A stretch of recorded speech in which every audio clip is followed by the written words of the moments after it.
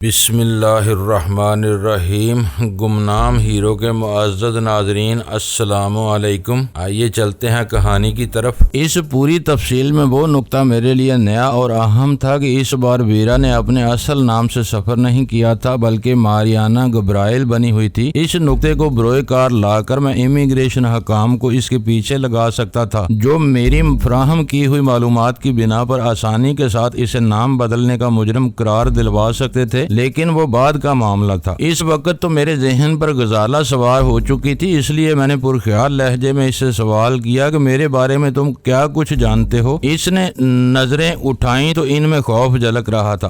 کچھ بھی نہیں، صرف اتنا جانتا ہوں کہ تم ہمارے نئے ساتھی ہو اور باز کہلاتے ہو۔ وہ ہکلاتے ہوئے بولا۔ ڈرنے کی ضرورت نہیں، جو کچھ جانتے ہو ایمانداری کے ساتھ بتاتے چلے جاؤ، میں نے نرمی سے کہا۔ وہ چند ثانیوں تک زبان سے کچھ کہے بغیر غور سے میری طرف دیکھتا رہا، جیسے میرے چہرے کے تاثرات سے میرے عزائم دریافت کرنا چاہتا ہو، لیکن میرے سپاٹ چہرے پر کوئی تحریر نہ دے کر اس نے تھوک نگل کر اپنا حلق تر کرتے ہوئے مشینی انداز میں بولنا شروع کر دیا۔ تم کئی برس پہلے یہاں شی کے بڑوں میں شمار ہوتے تھے۔ تمہارا اصل نام تنویر علی ہے، لیکن تم ڈینی کے نام سے پہچانے جاتے تھے۔ پھر کسی وجہ سے تمہاری شی سے ٹھن گئی، مجھے ٹھیک سے نہیں معلوم، لیکن اپنی لائن کے لوگوں سے سنا ہے کہ تم غزالہ نامی کسی لڑکی کو چاہتے تھے۔ شی والوں نے تم کو بے بس کرنے کے لیے غزالہ کو اغوا کر کے ملک سے باہر روانہ کر دیا۔ اس کی تلاش میں تم بھی یہاں سے چلے گئے۔ اب تم اپنے ماضی سے رشتے توڑ کر یہاں آئے تو تم سے پہلے دلدار آغا غزالہ کو پاکستان لا کر اس سے شادی کر چکا تھا۔ اس نے خود ہی اپنی شادی کی تشہیر کی تھی اور لوگوں سے یہ کہتا پھرتا تھا کہ اس سے شادی کرنے سے قبل غزالہ ڈینی کو چاہتی تھی۔ اس کے بعد کے قصے تو سامنے ہی ہیں۔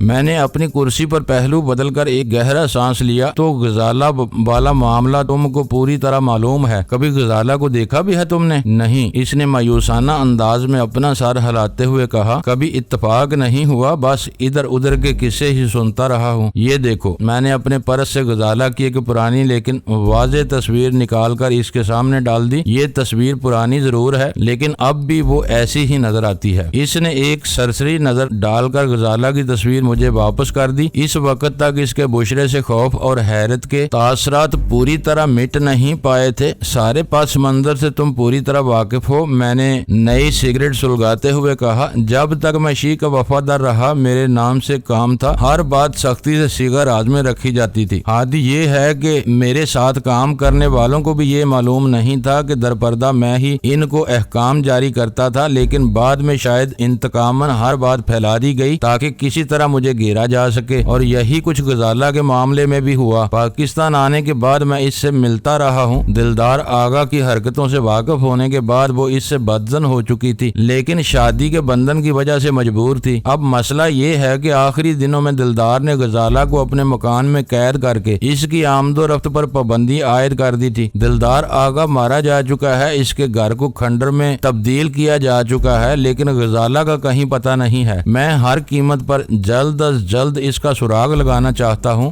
غزالہ کی تلاش ہماری ترجیحات میں پہلے نمبر پر ہوگی۔ اس نے سر جھکا کر پرخلوص لہجے میں کہا۔ تم اجازت دو تو میں اپنے آدمیوں کو بھی یہ تصویر دکھا دوں تاکہ وہ غزالہ کو دیکھتے ہی پہچان لیں اور اسے تمہارے پاس لے آئیں۔ مجھے اس کی احمقانہ بات پر اتنا تاؤ آیا کہ میں خود کو بمشکل اسے تھپڑ مارنے سے باز رکھ سکا، اور اس کی بات کاٹتے ہوئے تیزی سے بولا۔ یہ معاملہ صرف میرے اور تمہارے درمیان ہے، ذاتی مسائل کی تشہیر نہیں کی جاتی۔ اپنے آدمیوں کو تم اس معاملے سے الگ رکھو گے۔ میں سمجھ گیا، وہ جلدی سے بولا۔ مجھے غلط فہمی ہو گئی تھی کہ تم پہلے اسے قیدی بنانا چاہتے ہو۔ اب جاؤ اور اس معاملے میں جو کچھ کر سکتے ہو وہ کرو۔ میں کرسی چھوڑتے ہوئے کہا۔ میرے لیے غزالہ کی ذات اتنی اہم ہے کہ اگر تم اس کا سراغ لگانے میں میری کوئی بھی مدد کر سکے تو میں ساری تمہاری احمقانہ غلطیوں کو خندہ پیشانی کے ساتھ نظر انداز کرتا رہوں گا۔ اس دن سینڈو کے ہونٹوں پر پہلی بار مسکراہٹ نظر آئی اور میرے دفتر سے نکلتا چلا گیا۔ معراج دین کے اڈے کے خلاف کارروائی میں ہماری توقع سے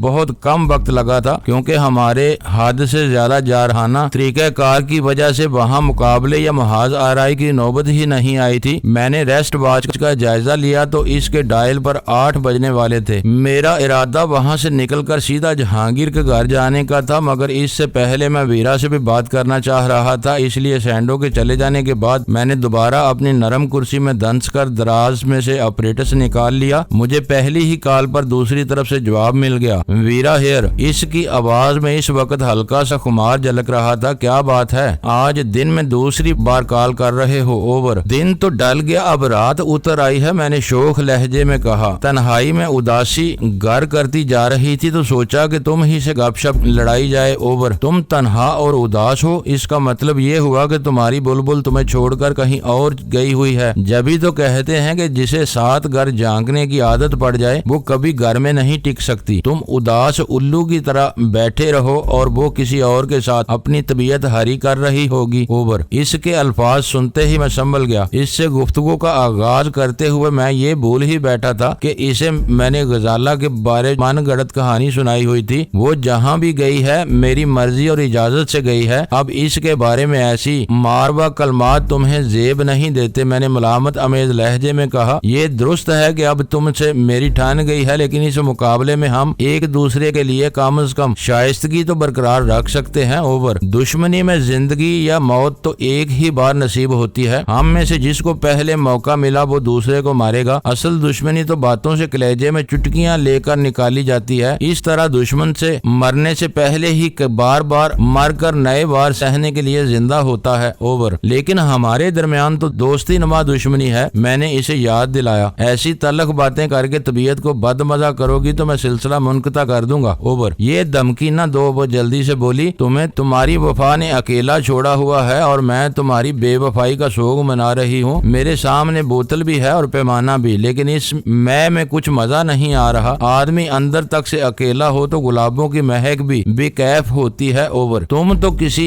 अलम रसीदा महबूबा के अंदाज में बोल रही हो जैसे इसका आशना दगा दे गया हो। मैंने इसके अल्फाज पर अपनी हैरत छुपाते हुए सपाट लहजे में कहा, तुम जैसी कैलेंडरी औरत को भला कौन दगा दे सकता है? दगा तो इसे दी जाती है जो वफा के माने जानता हो। ओवर। खेल खेल में भी कभी ऐसी अटूट दोस्तियां हो जाती हैं जो बुलाए नहीं बोलती। इसकी आवाज में दर्द सा सिमट आया। अपने बारे में मुझे यही खुशफहमी थी कि दुनिया का कोई मर्द मुझे मुतासर नहीं कर सका। जब तक तुम मेरी दस्तरस में रहे मेरी ये खुशफहमी बरकरार रही, लेकिन जब से तुमने गजाला के मिलने की खबर सुनाई है मेरे अंदर एक आग सी भड़क उठी है। तुम मानो या ना मानो, लेकिन मुझे ये एतराफ करने में कोई आर नहीं कि तुम मेरे दिल में घर कर चुके थे। तुमसे आशनाई मुझे बहुत महंगी पड़ी है, लेकिन मैं ये सदमा झेल लूंगी। तुम्हें और तुम्हारी यादों को स्काच में तहलील करके मैं एक रोज यकसर बुला दूंगी और किसी खबर के इससे पहले ही मैं तुम्हारे पहलू में गोली उतारने में कामयाब हो जाऊं। ओवर। शायद इस वक्त भी तुम पी रही हो। ओवर। मेरे लहजे में गैर इरादी तौर पर तलखी आ गई। पी रही हूँ, इसने एतराफ किया। तुम आ जाओ तो तुम्हें भी पिलाऊंगी। आज रात के लिए क्यों ना हम अपनी दुश्मनी मुअत्तल करके पहले की तरह दोस्त बन जाएं। ओवर। मैं इनकार करने ही वाला था कि अचानक मुझे एक चाल सूझ गई। वो पीती थी तो पीती ही चली जाती थी। अल्कोहल इसके जहन और असाब पर सवार होती थी। लबो लहजे से इसकी कैफियत का पता चलाना हमेशा दुश्वार साबित होता था और उस वक्त भी वो नशे में थी। इस जोंक का फायदा उठाकर मैं इसकी जुबान से बहुत कुछ उगलवा सकता था, इसलिए मैंने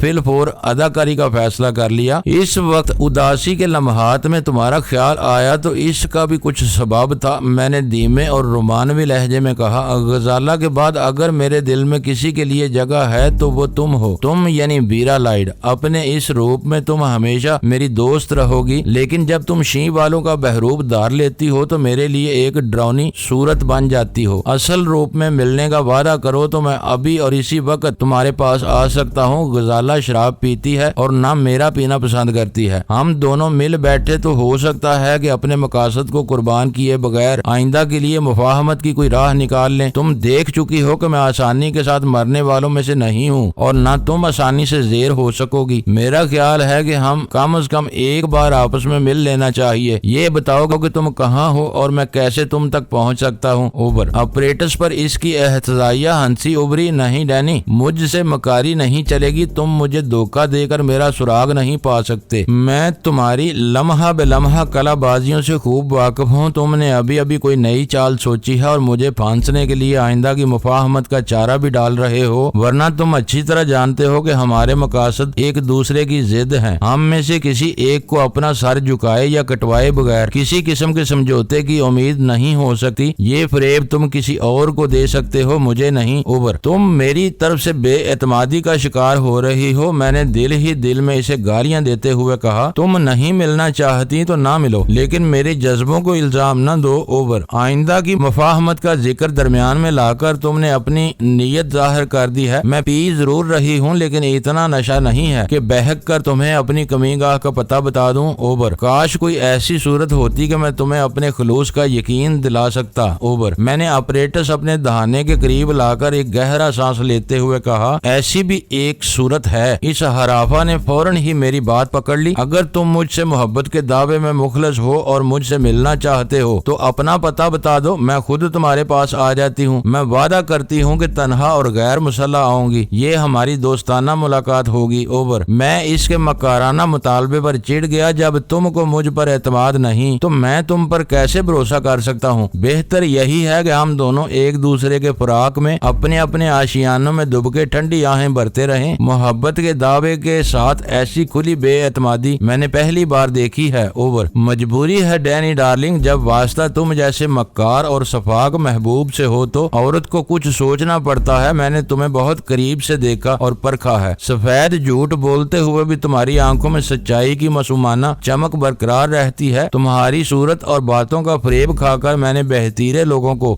زندگی کی بازیاں ہارتے دیکھا ہے، اس لیے میں مجبور ہوں۔ اس وقت تم سچے بھی ہو تو میرا دل اعتماد کرنے کو تیار نہیں ہے۔ مجھے امید ہے کہ تم میری اس مجبوری کو معاف کر دو گے۔ اوور چلو پھر کسی تفریحی مقام پر مل لیتے ہیں، وہاں موڈ تو باہمی رضامندی سے یا قرآن اندازی کے ذریعے کسی اچھے ہوٹل میں شب بسری کر لیں گے۔ اوور ایک بار پھر اس کی تلخ ہنسی سنائی دی۔ اب یہ تمہاری نئی کلا بازی ہے؟ کیسی عجیب بات ہے کہ ملاقات کی خواہش میری تھی اور اب اصرار تم کر رہے ہو۔ میں کہہ چکی ہوں کہ ہمارے لیے ایک دوسرے کو فریب دینا بہت مشکل ہے۔ تم مقام طے کر لو، مگر میں شرط لگاتی ہوں کہ مقررہ وقت پر ہم دونوں میں سے کوئی طے شدہ مقام پر سامنے آنے میں پہل نہیں کرے گا۔ میں تمہارے نمودار ہونے کے انتظار میں کسی گلی میں چھپی رہوں گی اور تم کہیں اور گات لگا کر میرے سامنے آنے کا انتظار کرو گے، اور ہم دونوں کئی گھنٹوں تک اسی طرح اعصابی دباؤ کے عالم میں جھک مار کر بے نیلو مرام واپس لوٹ جائیں گے۔ اس لیے پروگرام کی بات چھوڑ دو۔ ہاں ہم ایک شریفانہ معاہدہ کر سکتے ہیں کہ آج کے بعد پہلی بار جہاں بھی اتفاقاً ہمارا سامنا ہو، ہم ایک دوسرے پر ہتھیار اٹھانے کی بجائے دوستانہ انداز میں ملیں گے۔ اسی ملاقات میں اگلی ملاقات کے انداز کا فیصلہ کر کے رخصت ہو جائیں گے۔ ایسی اتفاقی ملاقات میں ہم میں سے کوئی حالات کے بارے میں پیش بینی نہیں کر سکتا۔ یہ معاہدہ ہم میں سے بالادست کی عہد پروری کا امتحان ہوگا، کیونکہ ملنے یا مارنے کا اختیار اسی کو حاصل ہوگا، اور اگر وہ بدعہدی پر اتر آیا تب بھی زیادہ سے زیادہ وہی ہوگا جو معاہدے کے بغیر ہوتا ہے۔ وہ بالادست میں بھی ہو سکتی ہوں اور تم بھی۔ بولو یہ منظور ہے؟ اوور ویرا بہت گاگ اور شاطر تھی، وہ فوراً ہی میری نئی تجویز کی تہہ تک پہنچ گئی تھی، اس لیے میں نے اس کا پیش کیا ہوا شریفانہ معاہدہ قبول کر لینا ہی مناسب سمجھا، کیونکہ موقع آ جانے پر اس پر عمل کرنے یا نہ کرنے کا انحصار بالادستی کی ثوابدید پر تھا۔ میں حاوی ہوتا تو اسے گولی مار دیتا، وہ حاوی ہوتی تو معاہدے کی دہائی دے کر اسے کسی انتہائی اقدام سے روکنے کی التجا کر سکتا تھا۔ وہ مان لیتی تو سودا خسارے کا نہیں تھا، اور نہ بھی مانتی تو مجھے یہ ملال نہ رہتا کہ اس نے کس چال سے بازی کا رخ پلٹا تھا۔ چلو یہ معاہدہ ہی تسلیم کیے لیتا ہوں۔ میں نے کہا تم ملو گی تو دیکھ لینا کہ میرے دل میں کوئی کھوٹ نہیں ہے۔ میں تمہیں غزالہ پر فوقیت نہیں دیتا، مگر پھر کہتا ہوں کہ غزالہ کے بعد اگر کسی اور عورت کو چاہتا ہوں تو وہ صرف اور صرف تم ہو۔ اوور اپنا اپریٹس آن ہی رہنے دینا۔ اس کی مزمل آواز ابری۔ ادھر تم اداس ہو اور ادھر میرے وجود میں اداسی اتری جا رہی ہے۔ وقفے وقفے سے باتیں ہی ہوتی رہیں گی۔ تمہارے شبہات دور کرنے کے لیے یہ بھی بتا دوں کہ آج دوپہر کو اپریٹس گر جانے کی وجہ سے اس کا لوکیشن فائنڈر کام نہیں کر رہا، اس لیے تم سے گفتگو کے دوران میں بھی مجھے تمہاری پوزیشن کا علم نہیں ہو سکا۔ ویسے بھی میں تمہیں بتا چکی ہوں کہ اپریٹس آن ہونے سے لوکیشن فائنڈر کام نہیں کرتا۔ اس کی سوئیاں اسی وقت حرکت میں آتی ہیں جب دوسری طرف سے آواز کی ریڈیائی لہریں موصول ہوں۔ اوور میں اپنا اپریٹس آن رکھوں گا، لیکن 15-20 منٹ تک کال نہ کرنا۔ میں نے دفتر سے جہانگیر کے گھر تک پہنچنے کا وقت کا اندازہ لگاتے ہوئے کہا، میں باتھ روم میں گرم پانی سے طویل غسل کرنے جا رہا ہوں، شاید نہا کر میرے ذہن سے کاہولت دھل جائے۔ اوور میں جام تمہارے نام اور فی الحال اوور اینڈ آل۔ لبوں کے جڑ کر کھلنے کی چہکار کے ساتھ اس کی آواز سنائی دی اور میں عجلت کے عالم میں دفتر سے نکل کھڑا ہوا تاکہ اس کا دوسرا پیغام آنے سے قبل میں جہانگیر کے گھر پہنچ کر اس سے گفتگو کے لیے تیار ہو سکوں۔ اس سے رابطہ قائم کرتے ہوئے میرے ذہن میں صرف ایک خیال تھا، میں جاننا چاہ رہا تھا کہ اسے مراج دین عرف ماجے کے اڈے کے بارے میں کوئی خبر مل چکی تھی یا وہ بے خبر تھی، اور میں نے اندازہ لگایا کہ یہ معاملہ اس کے علم میں نہیں تھا۔ اس کی چالاکی کی بنا پر مجھے اپنی دوسری کوششوں میں ناکامی کا منہ دیکھنا پڑا تھا، لیکن وہ مسلسل اسکاچ پی رہی تھی اور اس سے خاصی تلخ و شیریں گفتگو ہو چکی تھی، اس لیے مجھے توقع تھی کہ وہ تھوڑی دیر بعد گفتگو میں کوئی ایسی لغزش کر سکتی تھی جس کی بنا پر میرے لیے اس تک پہنچنا آسان ہو سکتا تھا۔ جہانگیر کے ملازمین نے پھاٹک کے نقصان رسیدہ حصوں کو اتنی پھرتی کے ساتھ مرمت کرایا تھا کہ اس وقت صبح والے پھاٹک کو شناخت کرنا ناممکن رہا تھا۔ وہاں سے گزر کر میں اندر پورچ میں کار سے اتر کر دروازہ لاک کر ہی رہا تھا کہ سلطان شاہ برآمدے نکل آیا۔ شاید وہ ڈرائنگ روم میں بیٹھا بےتابی کے ساتھ میری واپسی کا انتظار کر رہا تھا۔ مجھ سے ملاقات ہوتے ہی اس نے میری مہم کے بارے میں بے در پہ سوالات کرنے شروع کر دیے، اور جب میں نے مختصراً اسے بتایا کہ میری مہم توقع سے کہیں زیادہ کامیاب ثابت ہوئی تھی اور میں اپنی طرف سے کسی جانی نقصان کے بغیر مراج دین کے اڈے کی پرشکوہ عمارت کو کھنڈر میں تبدیل کرنے میں کامیاب ہو گیا تھا، تو مسرت سے اس کی باچھیں کھل گئیں۔ اس سے پتا چلا کہ وہ لوگ رات کا کھانا کھا چکے تھے اور اس وقت سلمہ خوابگاہ میں جہانگیر کے ساتھ شطرنج کھیل رہی تھی۔ تھوڑی دیر پہلے تک وہ خود بھی وہیں بیٹھا کھیل دیکھ رہا تھا، لیکن اسے میری سلامتی کی فکر لاحق تھی، اس لیے شطرنج سے دل اوچاٹ ہونے پر وہ بہانہ کر کے وہاں سے کھسک آیا تھا۔ اگر تم 9 بجے تک واپس نہ لوٹتے تو میں تمہارے دفتر فون کرتا، اس نے مسکراتے ہوئے کہا۔ تم خود الگ رہ کر اپنے آدمیوں کو بھی اس کام پر روانہ کر سکتے تھے۔ ضرور کر سکتا تھا، لیکن وہ خاک و خون میں نہا کر ناکام و نامراد واپس آئے ہوتے۔ موقع پر موجود رہ کر بر وقت درست فیصلے کیے جا سکتے ہیں جو کسی بھی کام یا مہم کے نتائج پر بہت زیادہ اثر انداز ہوتے ہیں۔ آج ذرا بھی چوک ہوئی ہوتی تو اس علاقے کے لوگ ہم سب کا وہی حشر کرتے جو لیاقت آباد میں دلدار آغا کا ہوا تھا۔ میں نے آپریٹس جیب سے نکال کر آن کرتے ہوئے کہا۔ اس وقت میں تھکا ہوا تھا، اس لیے سلطان شاہ کے ساتھ ڈرائنگ روم میں بیٹھنے کی بجائے کیبنٹ سے اسکاچ کی ایک بوتل لے کر سیدھا اپنی خوابگاہ کی طرف بڑھتا چلا گیا۔ اسے کیوں آن کیا ہے تم نے؟ سلطان شاہ نے مجھے گھورتے ہوئے سوال کیا۔ شاید تھوڑی دیر میں ویرا بات کرے گی، میں نے ہنس کر کہا۔ دفتر میں اس سے عشق محبت پر بڑی لچھے در گفتگو ہوئی ہے، مگر وہ میرے چکر میں نہیں آئی، خدا کی پناہ۔ وہ آنکھیں نکال کر حیرت سے بولا، کیا تمہارا دماغ چل گیا ہے ڈینی؟ تم بھول گئے ہو کہ کل رات کو اس نے کتنے بڑے پیمانے پر یہاں حملہ کیا تھا اور تم کو مار ڈالنے کی سرتوڑ کوشش کی تھی؟ سب یاد ہے، میں نے ٹرانسمیٹر اور اسکاچ کی بوتل میز پر رکھتے ہوئے کہا۔ یہی تو لطف کی بات ہے کہ رات کو میرے خون کی پیاسی ہو رہی تھی اور ابھی تھوڑی دیر پہلے مجھ سے محبت کا دم بھرتے ہوئے اپنی بدنصیبی کا گلہ کر رہی تھی۔ وہ اپنے وقت کی سب سے مکار عورت ہے، سارے ہتھیار کند ثابت ہوئے تو اب وہ تم کو اپنی اداؤں سے مارنے پر تل گئی ہے۔ وہ تمہارے مزاج کی رنگینیوں سے اچھی طرح واقف ہے۔ میں سب جانتا ہوں سلطان شاہ، میں نے اس کے شانے پر تھپکی دیتے ہوئے کہا۔ میں اتنا نادان نہیں کہ اس کے نخروں سے مر جاؤں، میں بھی اس کی رگ رگ سے واقف ہوں۔ وہ مجھ سے کھیلنا چاہ رہی ہے جبکہ میں اس سے کھیل رہا ہوں۔ اس بارے میں تم اپنے ذہن کو زیادہ نہ تھکاؤ۔ میں موقع محل کی نزاکت کو اچھی طرح سمجھتا ہوں، اس کے جانسے میں نہیں آؤں گا۔ اللہ کرے کہ ایسا ہی ہو، مگر میری چھٹی حص بار بار کہتی ہے کہ اگر تمہیں کبھی ذکر اٹھانا ہی پڑی تو کسی عورت کے ہاتھوں اٹھانا پڑے گی۔ ویرا کے معاملے میں اپنی چھٹی حص کو کچھ دنوں کے لیے رخصت پر بھیج دو، میں نے سنجیدگی سے کہا۔ ویرا چلاک ضرور ہے مگر میرے مقابلے میں دودھ پیتی بچی۔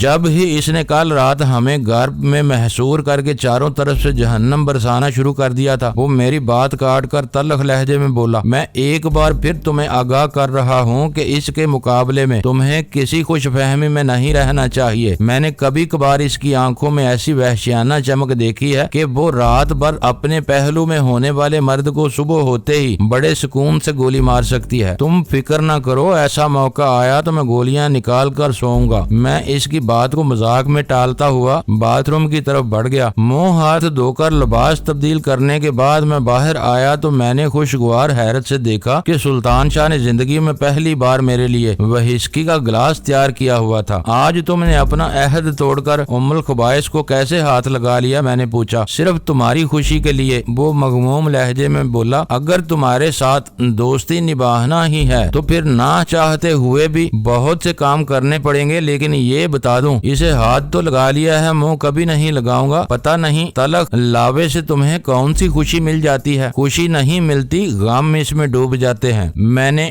دل ہی دل میں ویرا کی مے نوشی کا تصور کر کے اپنے لب تر کرتے ہوئے کہا، اور میری زندگی ابتدا ہی سے غموں کے بوجھ سے دبی رہی ہے، ان سے نجات مل گئی تو یہ بھی چھوٹ جائے گی۔ مجھے حیرت تھی کہ باہر میری کار کے انجن کی آواز سن کر بھی جہانگیر یا سلمہ میں سے کسی نے خبر گیری کی ضرورت نہیں سمجھی تھی، لیکن سلطان شاہ نے بتایا کہ وہ دونوں دنیا مافیا سے بے خبر شطرنج میں اس طرح منہمک تھے جیسے ان کی عاقبیت کا فیصلہ اسی بازی کے نتیجے پر منحصر تھا۔ تم کیا کر آئے؟ چند گھونٹ میدے میں اتارنے کے بعد مجھے یاد آیا کہ میں نے دوپہر کو سلطان شاہ کو بھی کوئی کام بتایا تھا جس کے بارے میں وہ خاموش تھا۔ ہربرٹ کاراویلی بہت پرعزم افسر ہے اور پورے تیاریوں کے ساتھ یہاں آیا ہے۔ سلطان شاہ نے اپنا مدعا شروع کیا۔ وہ اپنے ساتھ ایک سراگر سا کتا بھی لایا تھا، سیٹھ حبیب جوانی کی ذاتی استعمال کی ان اشیاء پر جو گرفتاری کے وقت اس کی تحویل سے برآمد بعد سیل کر دی گئی تھی۔ وہ کتا ایئرپورٹ پر کسٹم والوں کے ان کتوں کے ساتھ کڑی نگرانی میں رکھا گیا تھا جو مسافر سامان میں منشیات کا سراغ لگاتے ہیں، لیکن آج صبح زہر دے کر اس کتے کو ہلاک کر دیا، جبکہ کتوں والے میں کسی غیر متعلقہ شخص کی رسائی ناممکنات میں سمجھی جاتی ہے۔ کتے کی ہلاکت کی اطلاع ملنے پر ہربرٹ جائے واردات کا معائنہ کرنے ایئرپورٹ آ گیا تھا۔ وہاں سے واپسی پر ایئرپورٹ سے ذرا آگے ایک چلتی کار سے اس پر قاتلانہ حملہ کیا گیا، گولیاں اس کے چہرے اور بازو پر لگیں اور اب وہ جناح ہسپتال میں زیر علاج ہے۔ قاتل پکڑے گئے یا فرار ہو گئے؟ اس کے خاموش ہوتے ہی میں نے سوال کر ڈالا۔ صرف اتنا دیکھا گیا کہ وہ سفید ایکارڈ تھی جس میں 4 افراد سوار تھے، وہ لوگ فائرنگ کرتے ہوئے فرار ہونے میں کامیاب ہو گئے، کیونکہ حملے میں ہربرٹ کاراویلی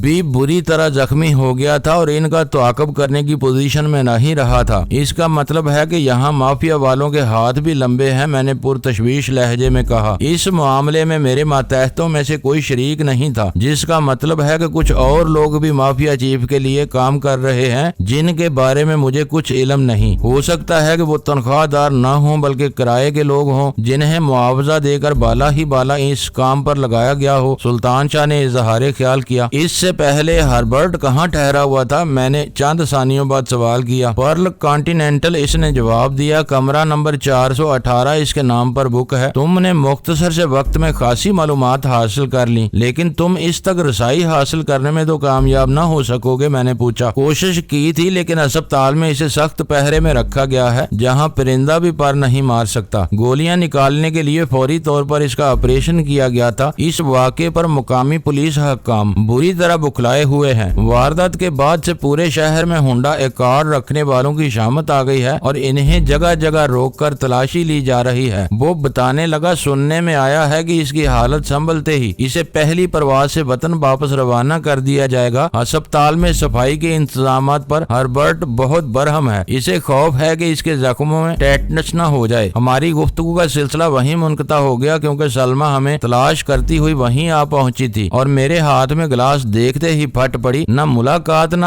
دعا سلام، کب کے پیاسے تھے جو آتے ہی گلاس بھر کے بیٹھ گئے۔ میں سارے گھر میں ڈھونڈتی پھر رہی ہوں، مجھے پتا چلا تھا کہ خوابگاہ میں مارکے کی بازی ہو رہی ہے، اس لیے رنگ میں بھنگ ڈالنا مناسب نہیں سمجھا۔ جیت کس کی ہوئی؟ پوری بازی کھیلتے تو میں ہی جیتتی۔ پسند کا موضوع میسر آتے ہی وہ ٹھنڈی پڑ گئی۔ جب ہار سامنے نظر آنے لگی تو انہوں نے سار میں درد کا بہانہ کرتے ہوئے بازی الٹ دی۔ بوتل اٹھاؤ تو تمہارے ہی کمرے میں چلتے ہیں، میں نے گلاس لے کر اٹھتے ہوئے کہا۔ سلطان شاہ نے آپریٹس اٹھا لیا تھا جو میں نے آتے ہی آن کر دیا تھا۔ وہاں پہلے سے بوتل موجود ہے، وہ جلے کٹے لہجے میں بولی، اسے یہیں اپنے سرہانے رکھ دو۔ یہ مشورہ بھی مناسب ہے، میں نے اسے چڑھانے کے لیے ہنستے ہوئے کہا، اور وہ غضب آلود نگاہوں سے مجھے گور کر رہ گئی کیونکہ اس سے زیادہ اس کے بس میں کچھ نہیں تھا۔ جہانگیر کس جیتے ہوئے راجا کی طرح اپنی خوابگاہ میں وسیع و عریض بستر پر دراز تھا۔ مجھے دیکھتے ہی اس نے پھرتی سے اپنا بستر چھوڑ دیا اور مسرت آمیز لہجے میں بولا، اوہ تم تو باہر سے ہی گلاس لیے چلے آ رہے ہو اور میں گھر میں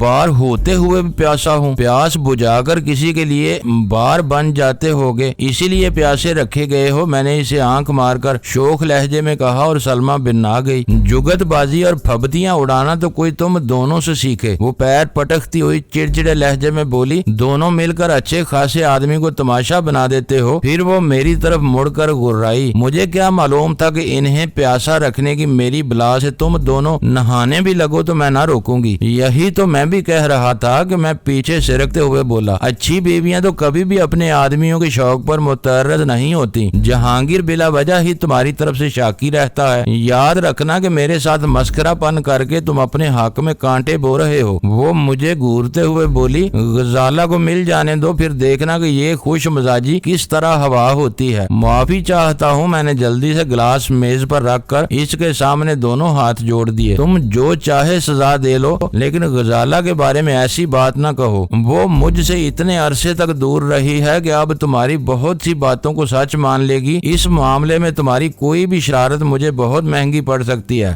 देख लिया, मिस जहांगीर ने बिस्तर पर बैठे बैठे फखरिया लहजे में आंख लगाई। मेरे दोस्त भी तुमसे डरते हैं, लेकिन तुम हो कि फिर भी हमसे नाखुश रहती हो। जाओ, डैनी के लिए खाने का बंदोबस्त करो। ये सूरत ही से भूखा लग रहा है, ये 2-3 गिलास पीकर खाना खाएगा। मैं बेबसी से इस बात में सर हिलाकर रह गया और सलमा तिनक कर कमरे से निकलती चली गई। इसके जाते ही जहांगीर ने मुसहरी के नीचे हाथ डालकर ब्लैक एंड व्हाइट की बोतल निकाली जो 1/4 खाली हो चुकी थी। शायद वो दिन भर बिस्तर पर पड़ा सलमा की नजरें बचाकर बोतल ही से चुस्कियां लेता रहा था। ये और बात थी कि सलमा इसकी हरकत से वाकिफ होने के बावजूद अपना भरम बरकरार रखने के लिए अनजान बनी रही हो। वो मुझे अपनी ख्वाबगाह में लाने से पहले ही बता चुकी थी कि इसके कमरे में जहांगीर के पास पूरी बोतल मौजूद थी जो इस वक्त 3/4 नजर आ रही थी। मुअज़्ज़ज़ नाज़रीन, लाइक करें, शेयर करें और कमेंट्स बॉक्स में पाक आर्मी जिंदाबाद, पाकिस्तान पाइंदाबाद का नारा ज़रूर दर्ज करके अपने मुल्क पर फ़ख्र करें और पाकिस्तान की बुनियादें मजबूत करने में अपना किरदार अदा करें। वीडियो देखने का शुक्रिया।